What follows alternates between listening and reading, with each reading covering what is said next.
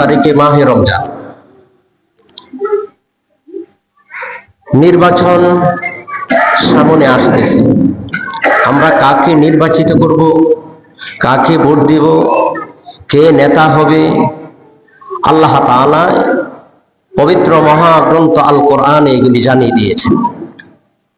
যোগ্য, সৎ, নিষ্ঠাবান, আদর্শবান, খোদাভীরু তাদেরকে যদি মানুষে নেতা বানায়, সংসদে পাঠায়, তাহলে এই দেশের কল্যাণমূলক কাজ হবে, মানুষ জান মালের নিরাপত্তা পাবে। জান এবং মালের নিরাপত্তা এখন নাই, জানেরও নিরাপত্তা নাই, মালেরও নিরাপত্তা নাই, ইজ্জতের নিরাপত্তা নাই।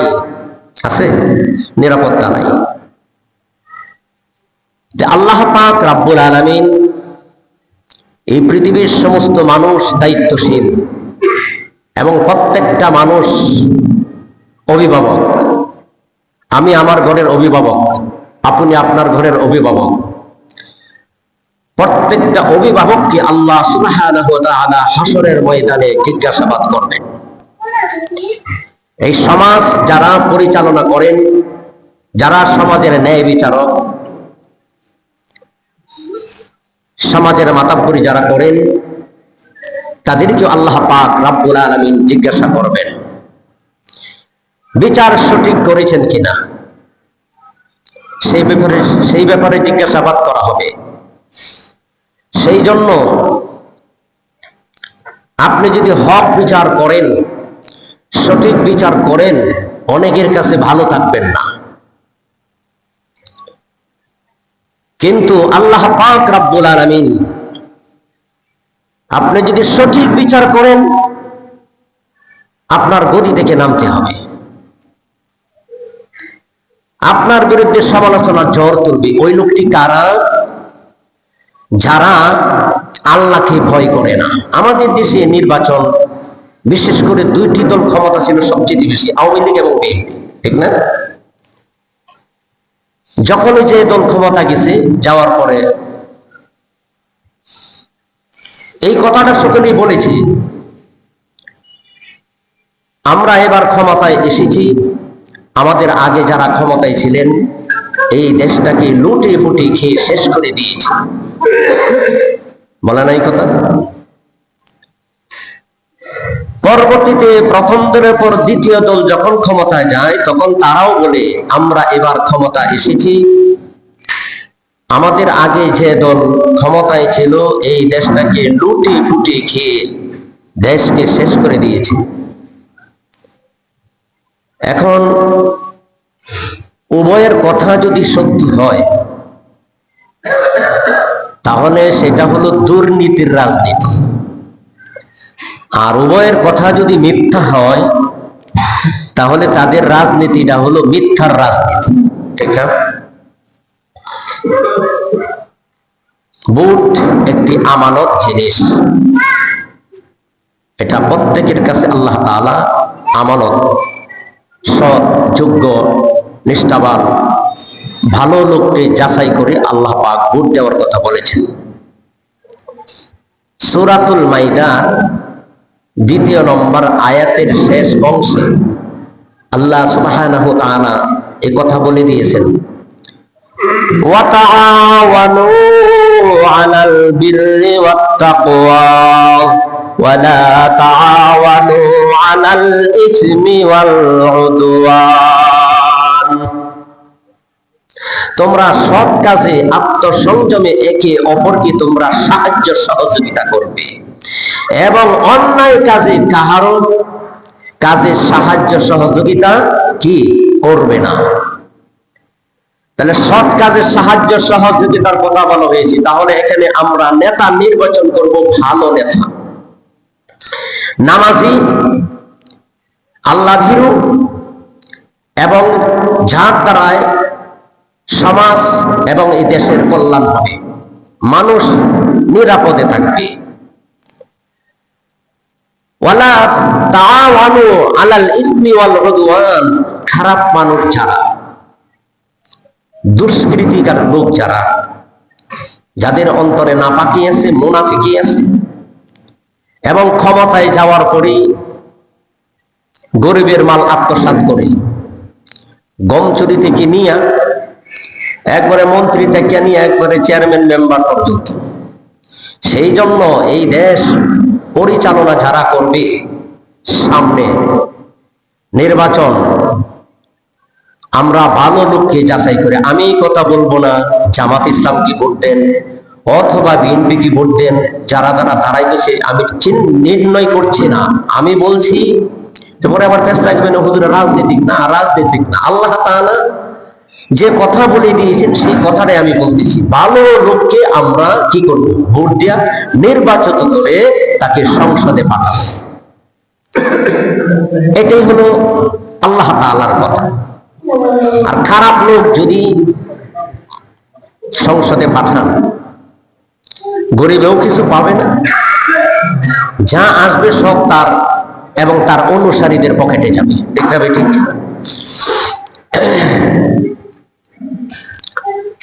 আল্লাহ পাক রব্বুল আলামিন কথা বন্ধ করো।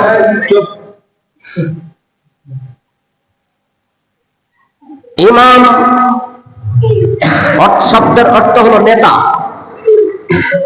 মসজিদে যখন ইমাম রাখা হয়, একটি মসজিদের ইমাম কয়জন মানুষের নেতা হয়? একটি মসজিদে মানুষ 100, 200 বা 300 বা 500। যেমন শ্রীনগর 5000, এর উপরে তো আমরা শাহী মসজিদে 5000 বা 2000, 3000 এরকম লোক হয়। 2000 বা 500 বা 5000 লোকের নেতা নির্বাচিত করতে গিয়া পাও থেকে মাথা পর্যন্ত আমরা যাচাই করি। ঠিক না ঠিক? চুল কেমন, মুখ কেমন, নখ কেমন, মাথার তালু থেকে মাথা থেকে পাও পর্যন্ত সুন্নতি লেবাস আছে কিনা, তার বউ পর্দায় থাকে কিনা, নামাজ পড়ে কিনা, দাঁতে ছাতা কিনা, এবং ইমাম সাহেব মিথ্যা কথা বলে কিনা, জেনা করে কিনা, চোর কিনা, এবং দুর্নীতি করে কিনা, মুনাফিকি কিনা, সব কিছু যাচাই করে মসজিদে ইমাম রাখা হয়। ঠিক না ঠিক? সেই ইমামে যদি ভুল করে, তাহলে পিছে মুক্তাদিদের লোকমা দেওয়া জায়েজ নেই, লোকমা দিতে হবে। ইমামে যদি ভুল করে তাহলে মুক্তাদিরা লোকমা দিবে, সুবহানাল্লাহ পড়বে, আলহামদুলিল্লাহ পড়বে। একবার ভুল করেছে লোকমা দিবে, আরেকবার ভুল করেছে লোকমা দিবে, আরেকবার ভুল করেছে লোকমা দিবে।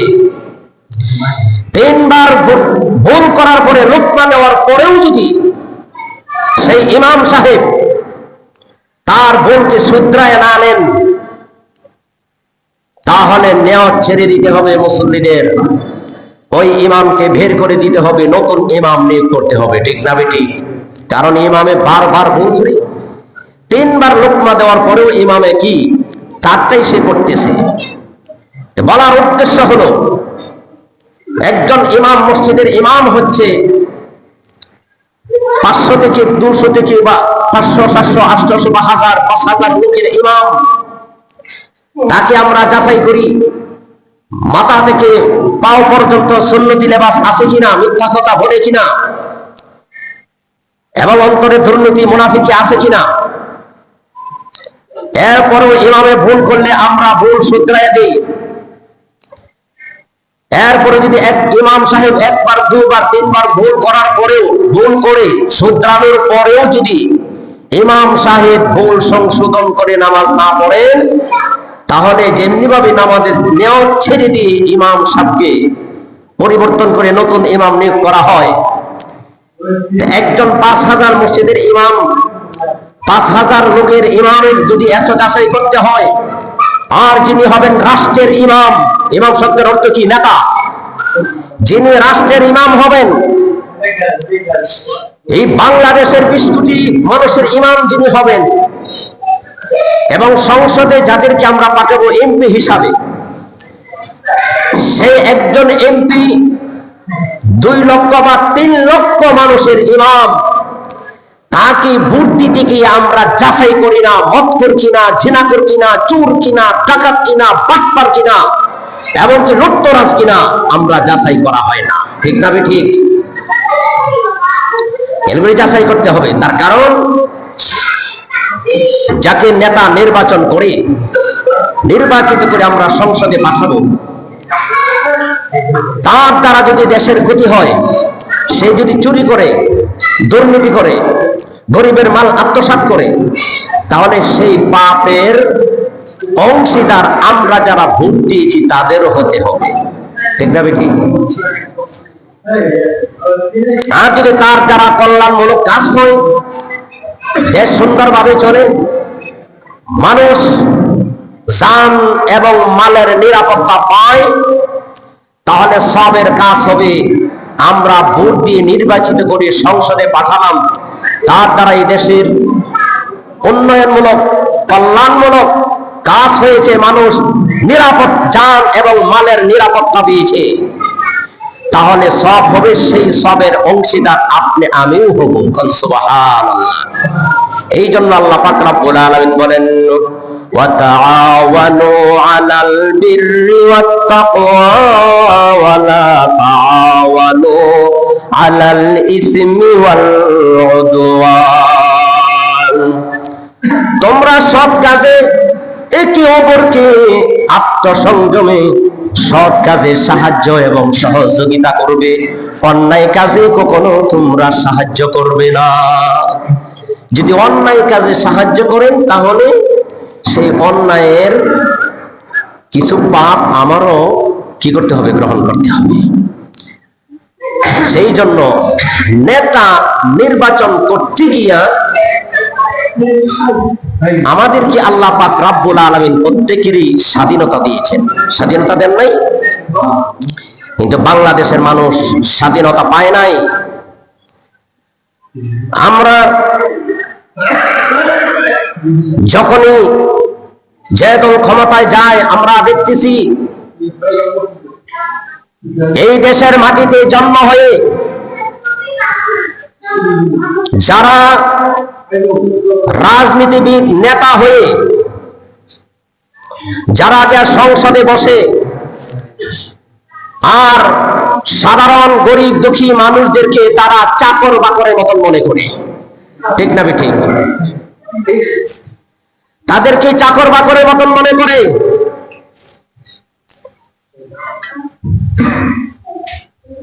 নির্বাচিত হয়ে রাজনীতিবিদ নেতা যারা, তারা নির্বাচিত হয়ে সংসদে বসে ক্ষমতা পেয়ে দেখতেছি যে তারা সাধারণ মানুষের কোনো কল্যাণ করে না, এবং কি এই বাংলাদেশের 18 থেকে 20 কোটি মানুষের সাথে একদম জালিম, স্বৈরাচার এবং অত্যাচারী শাসক ক্ষমতায় কি এই দেশের 18 বা 20 কোটি মানুষের সাথে বিশ্বাসঘাতকতা করেছে, গাদ্দারি করেছে। সেই জন্য আল্লাহ পাক রব্বুল আলামিন বলেন, তোমরা যখন সমাজের নেতা নির্বাচন করবে, নির্বাচিত করবে, ভালো লোক, নিষ্ঠাবান, আদর্শবান, সৎ, যোগ্য তাদেরকে, তাহলে দেশের কল্যাণ হবে, সাধারণ মানুষ জান মালের নিরাপত্তা পাবে। আমি রাজনীতির কথা বলছি না, কোরআনের আয়াত দিয়ে বলতেছি। আল্লাহ তাআলা যে কথাগুলি বলতেছেন, আল্লাহ পাক রব্বুল আলামিন এই কথাটি বলে দিয়েছেন, সৎ কাজে তোমরা আত্মসংযমে সাহায্য এবং সহযোগিতা করবে, অন্যায় কাজে কখনো সাহায্য সহযোগিতা করবে না। যদি করো, এই দেশ ইসলামের দেশ, আগামীতে ইসলামের দেশ হবে ইনশাআল্লাহ। যদি ইসলাম না থাকে, বাংলাদেশে থাকে না। মানুষ মুসলমান যদি ইসলাম ছেড়ে দেয় আর ভালো মানুষকে যদি ভোট না দেয়, তাহলে একটা কথা জেনে রাখবেন, আমাদের সামনে দুইটা রাস্তা খোলা। একটা হচ্ছে দক্ষিণে বঙ্গোপসাগর, আর একটা হচ্ছে বাংলাদেশের চতুর্পাশে দিল্লি, যদি ভালো মানুষকে আমরা নির্বাচিত না করি, অতীতে যিনি ফ্যাসিস্ট সরকার ছিলেন, লেডি ফেরাউন ছিলেন, এইরকম জালিম শাসক যদি আবার আমরা নির্বাচিত করি, তাহলে আমরা জানমালের নিরাপত্তা পাবো না। আমাদের এই বাংলাদেশের মানুষ, এই বাংলাদেশের দিল্লির আধিপত্য আপনার তাদের অধীনে আমাদের থাকতে হবে, তাদের গোলাম, আমাদেরকে তাদের গোলাম বানিয়ে ফেলবে। নাউযুবিল্লাহ। আল্লাহ পাক রব্বুল আলামিন যে আমরা তাহলে কি করব? যতদিন পর্যন্ত ভারতীয় আগ্রাসন এবং ভারতীয় আধিপত্যবাদের বিরুদ্ধে মোকাবেলা রুখে না দাঁড়াইতে পারবো, ততদিন পর্যন্ত আমাদের দেশে শান্তি আসবে না। আমরা তাদের বিরুদ্ধে রুখে কেমনে দাঁড়াবো? আমাদের তো অস্ত্র নাই, রাইফেল নাই, এলএমজি নাই, পিস্তল নাই, আমাদের তো কোনো সরঞ্জামাদি নাই। আমরা লড়বো কি দিয়ে? আল্লাহ তাআলা দুটি অস্ত্র আমাদেরকে দিয়েছেন। আল্লাহ পাক রব্বুল আলামিন কুরআনুল কারীমের সূরাতুল বাকারা আল্লাহ তাআলা সুন্দর করে বলে দিয়েছেন, ইয়া আইয়ুহাল্লাযীনা আমানুস্তাঈনু বিস-সাবরি ওয়াস-সালাহ ইন্নাল্লাহা মা'আস-সাবিরিন। ঈমানদারদের কোনো ভয় নাই। যারা ঈমানদার, যারা ঈমান এনেছেন, আমরা যারা ঈমান এনেছি, আল্লাহ পাক রব্বুল আলামিন বলেন, হে ঈমানদারেরা, ইয়া আইয়ুহাল্লাযীনা আমানুস্তাঈনু বিস-সাবরি ওয়াস-সালাহ, তোমরা ধৈর্য এবং সালাতের মাধ্যমে আল্লাহর কাছে তোমরা সাহায্য কামনা করো। সুবহানাল্লাহ। ধৈর্য এবং সালাতের মাধ্যমে তোমরা আল্লাহ তাআলা কি করো? সাহায্য কামনা করো। আল্লাহ তাআলা সাহায্য আসবে। এখন তো মানুষ নামাজ পড়ে না, দুইটা জিনিস নাই, ধৈর্য নাই। আমাদের যে দুইটা শক্তি আল্লাহ তাআলা দিয়েছেন, সেই দুইটা শক্তি আমরা ব্যবহার করতে পারি না। ওই দুটো শক্তি আমরা ব্যবহার করতে পারি না, আমরা জানি না। একটা উদাহরণ, একটি মানুষের কাছে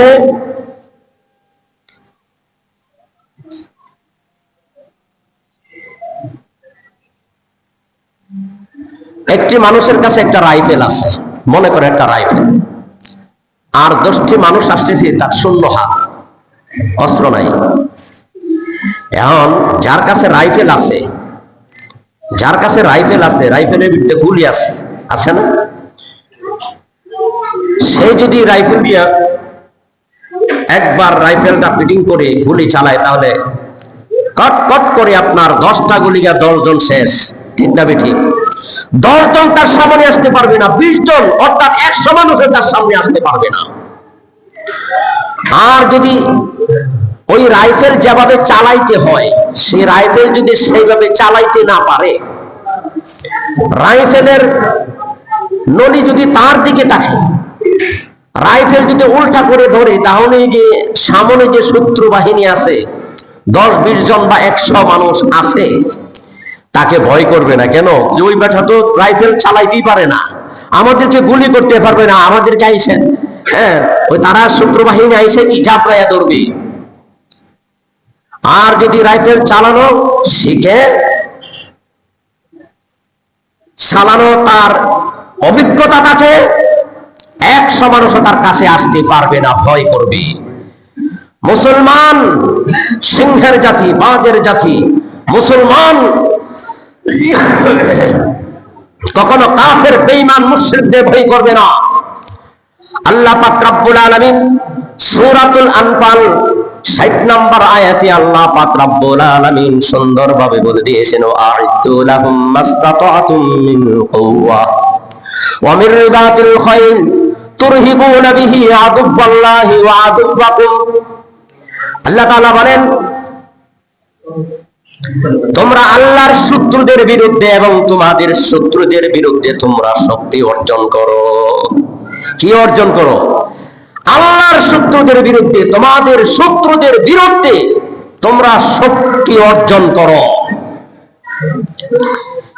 এবং তুরহিবুনা বিহি আদুওয়াল্লাহি ওয়া আদুওয়াকুম, মুসলমানকে দেখে কাফেরদের কলিজায়, কাফেররা যেন তাদের অন্তরে ভীত সন্ত্রস্ত ভাবে থাকে। মুসলমানদেরকে ভয় করবে কাফেররা, নাস্তিকেরা ভয় করে চলবে। কিন্তু সেই মুসলমানের ঈমান আজকে আমাদের কাছে নাই, যে ঈমানের বলে বলিয়ান হয়ে সাহাবায়ে কেরাম এবং নবীগণ বাতিলের সাথে লড়াই করে ইসলামের বিজয় করেছিলেন। আজকে সেই শক্তি আমাদের ভিতরে নাই, আর শক্তি আমরা ব্যবহার করতে জানি না। আজকে পুরাটা সময় পেলাম না, এটার ব্যাখ্যাটা আগামী জুমায় দিব ইনশাআল্লাহ। বলার উদ্দেশ্য হলো, আল্লাহ পাক রব্বুল আলামিন বলেন, আল্লাহর শত্রু যারা আল্লাহর হক আদায় করে না, তারা কখনো বান্দার হক আদায় করবে না। আরে ভাই, যে ব্যক্তি বেনামাজি, যে বেটা সুদখোর, ঘুষখোর, যে নেতা সুদ খায়, দুর্নীতি করে, গরিবের মাল আত্মসাৎ করে, সে যে আল্লাহরে ঠকা দেয়, আল্লাহর হক নষ্ট করে, সে কখনো বান্দার হক আমানত রাখতে পারবে না। আরে মুনাফিকের লক্ষণ তিনটা আমরা ছোট কাল থেকে শুনতেছি। এক নম্বর কি? কথা যখন বলি মিথ্যা বলে। আমাদের দেশের কিছু নেতা, আমি সব নেতার কথা বলছি না, কিছু জালিয়াতি নেতা আছে না, নির্বাচন যখন আসে আমাদেরকে বলি মৌলবীরা ধর্ম ব্যবসায়ী। আমরা বলি মৌলবীরা কখনো ধর্ম ব্যবসায়ী নয়, মৌলবীরা ধর্ম ব্যবসায়ী নয়, মৌলবীরা পাওয়ার তালু থেকে মাথার তালু পর্যন্ত সুন্নতি লেবাস আছে এবং তারা ধর্মের কাজ করে সারা বছর। আর কিছু রাজনীতিবিদ, কুলাঙ্গার নেতা, তারা যখন নির্বাচন আসলে টুপি মাথায় ওঠে, নির্বাচন আসলে পাঞ্জাবি গায়ে ওঠে, নির্বাচন আসলে তারা নামাজ পড়ে। যখন নির্বাচন চলে যায়, মাথায় টুপি থাকে না, পরনে পাঞ্জাবি থাকে না, তখন গরিব দুঃখীকে আলিঙ্গন করে বুকে জড়ায় নেয় না। এগুলি আমাদের বুঝতে হবে। তাহলে ধর্ম ব্যবসায়ী যদি করে, তাহলে ওই সমস্ত কুলাঙ্গার নেতারা, নেত্রী যারা ভাষণ দেয়, আমাদেরকে যারা বলে মৌলবীরা ধর্ম ব্যবসায়ী করে, আমরা ধর্ম ব্যবসায়ী নই, আমরা সারা বছর ধর্মের বিধান পালন করে থাকি। তোমরা শুধু সুযোগ বুঝে ধর্ম পালন করো, দুনিয়ার স্বার্থকে উদ্ধার করার জন্য। ঠিক না ঠিক? আল্লাহ পাক রব্বুল আলামিন বলেন, ওই কাফেরদের বিরুদ্ধে, ওই জালেমের বিরুদ্ধে, দুর্নীতির বিরুদ্ধে, আল্লাহর শত্রুদের বিরুদ্ধে, তোমাদের শত্রুদের বিরুদ্ধে তোমরা শক্তি অর্জন করো। এই আয়াতের ব্যাখ্যা আল্লাহর নবী হাদিসের মাধ্যমে মসজিদে নববীতে তিনবার বলেছেন, আলা ইন্নাল কুওয়াতা মির রামি, আলা ইন্নাল কুওয়াতা মির রামি, আলা ইন্নাল কুওয়াতা মির রামি। তোমরা শক্তি অর্জন করো, তোমরা নিক্ষেপ করা শিখো, তোমরা নিক্ষেপ করা শিখো। আল্লাহ রাসূল তখন তো তরবারির যুগ ছিল, ধনুকের যুগ ছিল, ঢালের যুগ ছিল এবং তীরের যুগ ছিল। আল্লাহ রাসূল এই কথা বলতে পারতেন, তোমরা তরবারি চালানো শিখো, ধনুক চালানো শিখো, তীর চালানো শিখো, ঢাল চালানো শিখো। আল্লাহ রাসূল, কারণ এমন যুগ আসবে, এলএমজি আসবে, পিস্তল আসবে, তখন তো আর ওই তরবারি দিয়ে কাজ হবে না। তখন কাফেরদের সাথে লড়বার জন্য তখন ওই যুগে যুগে যখন যে আপনার জালিম স্বৈরাচ শাসক যখন আসবে, তাদের সাথে মোকাবেলা করার জন্য তোমরা শক্তি অর্জন করো। দরকার হলে পিস্তল চালানো, অস্ত্র চালানো শিখো। জাহান্নাম, তালেবান, আল্লাহু আকবার, এখন রাষ্ট্র কোন দিকে গেছে দেখেন, কত উন্নত হয়েছে, অনেক রক্ত ঝরেছে, এই তালেবানদের অনেক রক্ত ঝরেছে। 19 থেকে 20 বছর যুদ্ধ করেছে পৃথিবীর সবচাইতে বড় শক্তি আমেরিকার সাথে। 19 বছর যুদ্ধ করে সেই পৃথিবীর বড় শক্তি আফগানিস্তানের কাছে ধরাশক্ত হয়ে তাদের ট্যাঙ্ক, তাদের আপনার যুদ্ধ বিমান এবং কি তাদের আপনার সরঞ্জাম, অনেক কিছু অস্ত্র রেখে ধরাশক্তি হয়ে পালায়ন করেছে। তারা আমেরিকা চলে গেছে, ঠিক না ঠিক? বিজয় দান করার মালিক আল্লাহ। বিজয় দান করার মালিক কে? আল্লাহ। মুসলমানের কোনো ভয় নেই। আল্লাহ পাক রব্বুল আলামিন বলেন, ওয়ালা তাহিনু ওয়ালা তাহজানু ওয়া আনতুমুল আ'লাউনা ইন কুনতুম মুমিনিন। মুসলমানের কোনো ভয় নাই, মুসলমানের কোনো চিন্তা নাই। আল্লাহ পাক বলেন, তোমাদের কোনো ভয় নাই, কোনো চিন্তাও নাই। ওয়া আনতুমুল আ'লাউনা, হে মুসলমান, হে ইমানদার, তোমরাই থাকবে বিজয়ী উচ্চ আসনে। তোমরাই বিজয়ী থাকবে এবং উচ্চ আসনে থাকবে। শর্ত আছে একটা, ইন কুনতুম মুমিনিন। শর্ত হলো মুমিন হতে হবে, মুমিন হতে হবে, খাঁটি ইমানদার হতে হবে। নামদারি মুসলমান হলে হতে না। ইমান, ইসলামের পুরোপুরি সকল বিধান পালন করতে হবে। ইমান যদি মজবুত হয়ে যায়, ইমান যদি মজবুত হয়, আল্লাহ পাক রব্বুল আলামিনের পক্ষ থেকে সাহায্য অবধারিত। সুবহানাল্লাহ।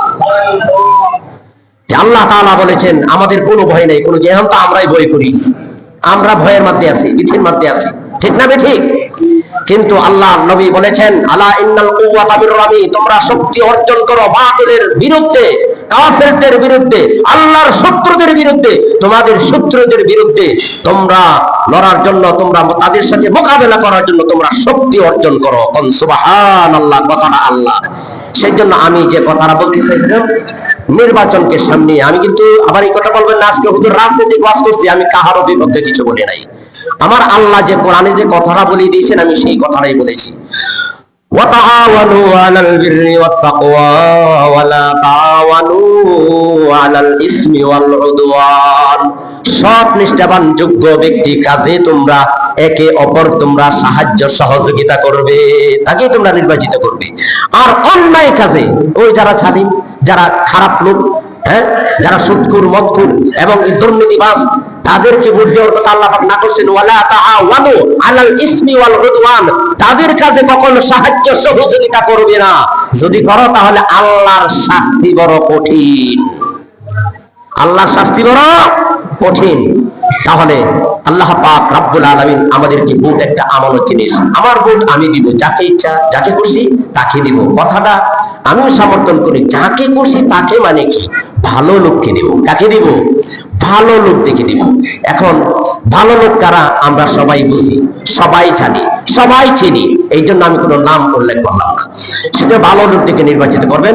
আল্লাহ পাক রব্বুল আলামিন তার দ্বারা যদি দেশের কল্যাণ হয়, এই জনগণের কল্যাণ হবে, এই দেশটা সমৃদ্ধশালী হবে, ভারতীয় আগ্রাসন এবং আধিপত্যবাদ বাংলাদেশে স্থান পাবে না। আর যতক্ষণ পর্যন্ত ভারতীয় আধিপত্যবাদ বাংলাদেশে তাদের আগ্রাসন থাকবে, বাংলার মানুষ কখনো সুখ শান্তিতে বসবাস করতে পারবে না। সেই জন্য আগে আমাদের ঈমান মজবুত করতে হবে।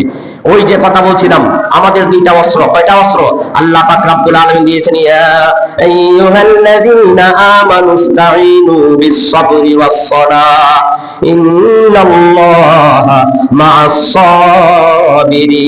তোমরা সালাতের মাধ্যমে, নামাজের মাধ্যমে, ধৈর্যের মাধ্যমে, সালাতের মাধ্যমে আল্লাহ রাব্বুল আলামিনের কাছে তোমরা সাহায্য কামনা করো।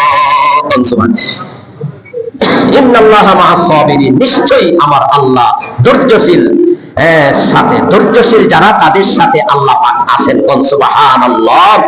আল্লাহ পাক ধৈর্য ধরতে হবে। যখন বিপদ আসবে, যখন জুলুম নির্যাতন আসবে, তখন ধৈর্যের সাথে মোকাবেলা করতে, ধৈর্য ধরতে হবে, সবর ইখতিয়ার করতে হবে। আর এক নম্বরে নামাজ প্রতিষ্ঠা করতে হবে। যদি আল্লাহর সাহায্য পেতে চাই, আল্লাহর মদদ যদি পেতে চাই, বাংলার দেশ যদি ইসলামের দেশ চাই, তাহলে দুইটা কাজ করতে হবে। কি? এক নম্বরে ধৈর্য এবং সালাতের মাধ্যমে আল্লাহর কাছে সাহায্য চাইতে হবে। সুবহানাল্লাহ। আল্লাহ পাক রব্বুল আলামিন ক্ষুদ্র জ্ঞানে যে কয়েকটি কথা বললাম, আমাদেরকে আমল করার তৌফিক দান করে সকলে বলেন আমিন। তো আপনি দাওয়ানা